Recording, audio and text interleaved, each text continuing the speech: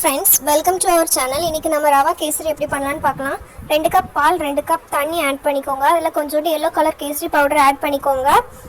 உங்களுக்கு orange colour பிடிக்கும்னா orange colour கூட ஆட் பண்ணிக்கலாம். அடுத்த 2லேருந்து 3 ஏலக்காவை பொடி பண்ணி ஆட் பண்ணிக்கோங்க. இது ஃப்ளேவருக்காக தான், உங்களுக்கு வேணும்னா ஆட் பண்ணிக்கலாம். தண்ணி அளந்து அதே கப்பில் 1 கப் ரோஸ்டட் ரவாவை மெஷர் பண்ணி எடுத்துக்கோங்க. அதை கொஞ்சம் கொஞ்சமாக ஆட் பண்ணுங்கள். மிக்ஸ் பண்ணிகிட்டே இருங்க. ஸ்டவ்வை லோ ஃப்ளேமில் வச்சுக்கோங்க.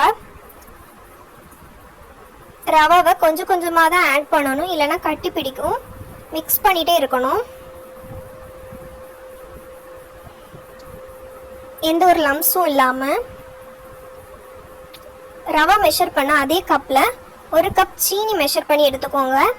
இந்த தண்ணியெல்லாம் அப்சர்வ் ஆன பிறகு அதில் 1 கப் சீனியை ஆட் பண்ணி மிக்ஸ் பண்ணிக்கோங்க.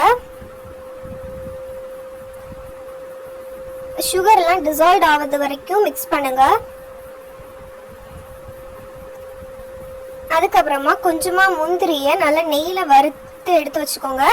இந்த சுகர்லாம் டிசால்வ் ஆன பிறகு இதை ஆட் பண்ணிவிட்டு லைட்டாக மிக்ஸ் பண்ணுங்க. ஒரு 1.5 ஸ்பூன் நெய்யை இதில் ஆட் பண்ணிக்கோங்க.